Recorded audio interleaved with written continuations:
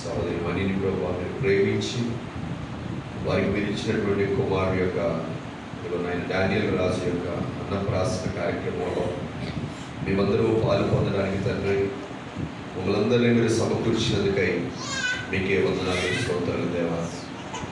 ఇదిగో నాయన బొల్లి వారి వంశాన్ని అభివృద్ధి చేయడానికి గుర్తుగా నాయన మీరు డానియల్ రాజుకి ఇచ్చినందుకై మీకు స్తోత్రాలు తండ్రి. ఇదిగో ప్రభు ఇప్పటివరకు మీ దాసులు నిలబెట్టుకొని మీరు మాట్లాడిన ప్రతి మాటను బట్టి మీకే వందనాలు స్తోత్రాలయ్యా. మీరు భోజనము చేసినను పానము చేసినను మీరు ఏమి చేసినను దేవుని మహిమ కొరకు చేయడానికి మీరు చెప్పారయ్యా. నిజమే తండ్రి, ఈరోజు నా అన్నప్రాసన కార్యక్రమాన్ని ఆ కుమారుడికి భోజనం తినిపించే పానం తాపించే ఈ కార్యక్రమాన్ని ప్రభావ మీ నామానికి మహిమకరంగా చేయడానికి మీ దాసులు మీరు నిలబెట్టినందుకై మీకు స్తోత్రాలయ్యా.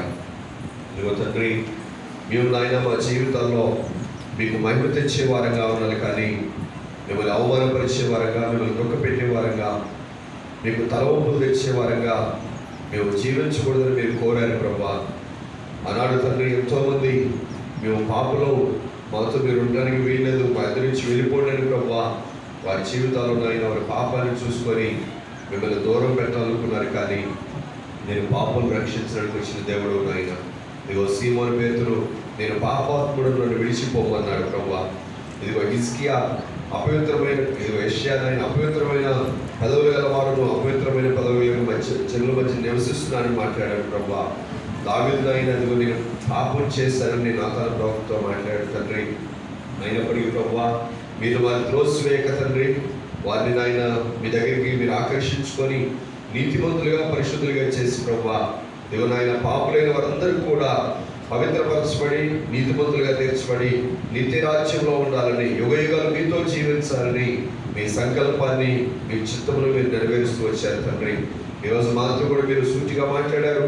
మేము నాయన నిజదేవుడైన మిమ్మల్ని గుర్తించి ప్రభా ఇదిగో తండ్రి మేము మీతో పాటు నివసించి మీతో పాటు జీవించి మీతో పాటు సహవాసం చేసి ఆఖరికి పరలోక రాజ్యంలో యుగయుగాలు మీరు జీవించాలని మీరు కోరుతున్నారు. అందుకే ఈ మందిరాన్ని మీరు ఇచ్చారు ప్రభా. అందుకే ఈ స్థలంలో నాయన చక్కటి మందిరాన్ని మీరు కట్టించారు. ఈ ప్రాంత ప్రజలందరూ కూడా మీతో సహవాసం చేసి మీరు ఇచ్చే నిత్య జీవాన్ని పొందినట్లుగా వారందరూ మీ మందిరానికి రావడానికి సహాయం చేయండి. వారందరి మందిరాన్ని నడిపించండి. విన్నటువంటి ప్రతి మాట ప్రతి ఒక్కరి హృదయం నీకని ఫలింపచేయండి. వాక్యం అందించిన మీ దాసురాల్ని మరి మంచి ఆరోగ్యాల చేత దేనికి అవి చేత నింపి ఇంకా మీ సేవల బలంగా వాడుకోనండి. ముందున్న కార్యక్రమాలంతటినీ కూడా మీ చేతుల్లో పెడుతూ మీ సహాయాన్ని కోరుతూ యేసు నామములో ప్రార్థన చేస్తున్నాం తండ్రి.